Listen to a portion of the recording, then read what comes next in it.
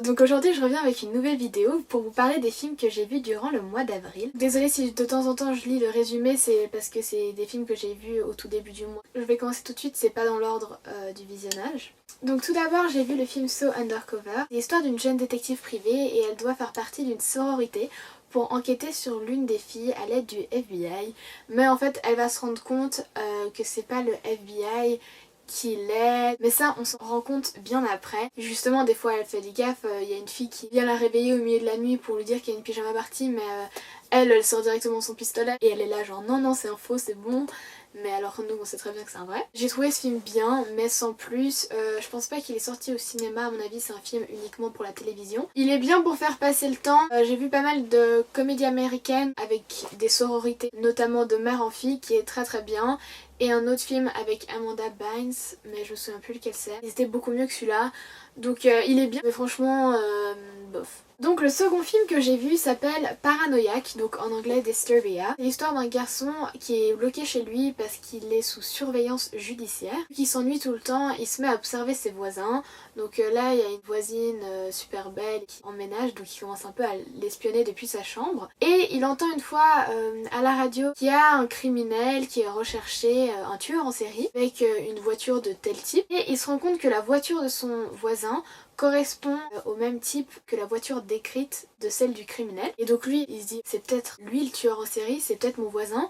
Donc avec un de ses amis, il essaye d'enquêter pour savoir si c'est bel et bien lui. À chaque fois, toutes ces hypothèses, elles tombent à l'eau. Après, il y a la voisine qui vient l'aider en fait. J'ai trouvé vraiment ce film bien. J'ai été agréablement surprise par la fin en fait. Je me suis dit ok, on sait la réponse et ça va finir comme ça. Il va plus se passer grand chose. Et en fait, on voit comment ça se passe après. J'ai bien aimé l'ambiance et puis c'est un peu un film qu'on peut pas classer parce que c'est pas un film d'horreur, mais on a vraiment le stress pendant tout le film et d'un côté ça fait un peu comédie. Donc ouais, j'ai beaucoup aimé ce film. Ensuite j'ai vu le film qui s'appelle L'effet papillon avec Ashton Kutcher en acteur principal. Donc ce film je l'ai vu hier en fait, parce que j'ai pas écrit le nom des films dans l'ordre que je l'ai vu. Donc on voit la vie d'un garçon quand il est enfant, quand il est ado et après quand il devient adulte. En fait cet enfant il a des trous de mémoire, donc sa mère elle l'oblige à tout le temps écrire tout ce qui se passe pour qu'il puisse s'en souvenir. Et quand il est adulte, enfin jeune adulte, ça fait 7 ans qu'il a pas eu de trou noir depuis son adolescence, et il retombe sur ses livres, donc ses journaux intimes, et il les lit à nouveau, et il se rend compte qu'il arrive à revenir sur les faits, à changer ce qui s'est passé dans le passé, et après il revient à l'instant présent, sauf qu'il est dans un endroit différent en fait, parce qu'en fonction de ce qu'il a changé dans le passé, ça va changer telle et telle chose dans le futur. Il va y avoir des personnes qui sont mortes, ou des personnes qui sont tristes, ou des personnes qui sont blessées. Et donc ça s'appelle en fait l'effet papillon, le fait si je l'avais rencontré ce jour-là, comment ça serait maintenant, ou des trucs comme ça. Et j'ai toujours trouvé ça super passionnant quand tu rencontres quelqu'un et qu'il est là, ah mais j'étais à cette soirée, et t'es là, ah mais si on s'était parlé, aujourd'hui on saurait qui on est, et enfin ça aurait pas été pareil. J'ai trouvé le film très touchant, j'ai adoré comme il a été filmé, surtout qu'après on se rend compte pourquoi il a eu des trous de mémoire au début.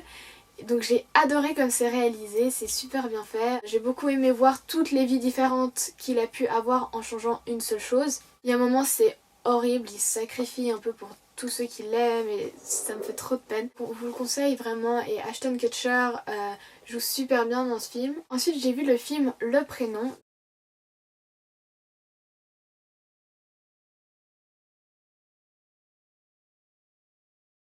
J'ai beaucoup aimé ce film. Au début j'ai regardé avec ma mère en fait, et elle l'avait vu il y a un an. Et puis il y a un an elle m'avait expliqué l'histoire du film et j'étais là genre ouais ça a l'air pourri, une petite comédie française et tout trop nul. Et en fait je l'ai vu il y a quelques jours et j'ai vraiment adoré. À la base c'était une pièce de théâtre avec les mêmes acteurs et ils l'ont fait en film, et il y a juste un acteur qui est différent dans la pièce de théâtre et dans le film. Donc c'est pour ça que tous jouent en 2 pièces, mais on n'a pas l'impression qu'ils sont tout le temps dans la même pièce en fait, c'est pas dérangeant. Je l'ai trouvé très drôle, il y a beaucoup de quiproquos, j'ai beaucoup aimé aussi les jeux de mots sur la langue française, comment jouer sur 2 mots différents. Les acteurs jouent incroyablement bien et je vous conseille vraiment ce film. Vous pouvez le regarder aussi bien tout seul qu'en famille ou avec des amis. Ensuite j'ai vu un film qui s'appelle Le Nombre 23, donc je vais lire le résumé. Walter menait une vie paisible jusqu'à ce qu'il découvre un étrange roman, Le Nombre 23. D'abord intrigué par ce thriller, Walter s'aperçoit rapidement qu'il existe des parallèles troublants entre l'intrigue et sa propre vie. Peu à peu, l'univers du livre envahit sa réalité jusqu'à l'obsession. Comme Fingerling, le détective de l'histoire, Walter est chaque jour plus fasciné par le pouvoir caché que semble détenir le nombre 23. Donc Walter commence à voir ce chiffre 23 partout suite à la lecture de ce livre. Quand il lit, on voit les images de sa lecture, mais on ne sait pas si c'est ce qu'il lit ou si ça fait partie de ses souvenirs et si c'est vraiment la vie réelle, si ça s'est vraiment passé. Que moi, pendant tout le film, j'étais là, ouais, bon, c'est bon, elle est schizophrène, oui, bon, elle est schizophrène, ah, mais là, c'est sûr, elle est schizophrène. Mais, en fait, vous verrez, si vous regardez le film à la fin, si j'avais raison ou non. Je sais, c'est un peu un film bizarre, ça va pas être un film au goût de tout le monde. L'ambiance c'est assez sombre, donc si vous connaissez un film de ce genre-là, de la même ambiance un peu, s'il vous plaît, dites-le moi par commentaire parce que j'adore les films de ce genre-là. Et j'étais agréablement surprise par le jeu d'acteur de Jim Carrey parce qu'on a l'habitude de le voir dans des films humoristiques et tout, et il est d'ailleurs très drôle. Mais dans ce film-là, on le découvre beaucoup plus sérieux, ainsi que dans le film de Truman Show. C'est un autre film qui est super bien, je vous le conseille aussi. Ensuite, l'avant-dernier film que j'ai vu ce mois-ci, c'est le film Shutter Island. Donc je l'avais déjà vu une fois et je l'ai regardé une deuxième fois.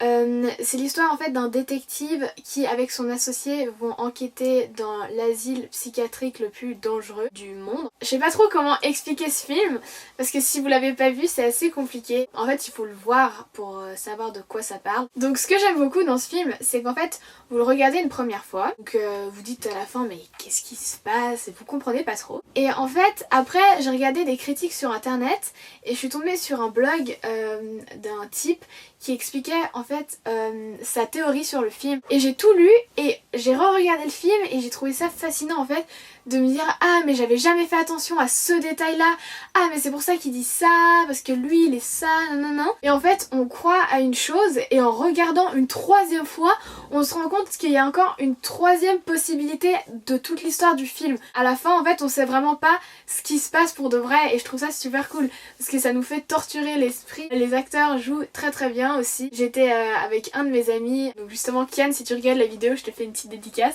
et on l'a regardé ensemble et on était comme des fous, on était là oh mon dieu mais c'est pour ça que là il fait ça et tout, mais pourquoi il y a ça, et on essayait un peu, on discutait pendant le film et on suivait pas donc ce qu'il disait. Et bon je vous conseille ce film mais l'ambiance est assez spéciale, il y a des moments où c'est assez flippant. Et le dernier film que j'ai vu ce mois-ci c'est le film Les Gamins.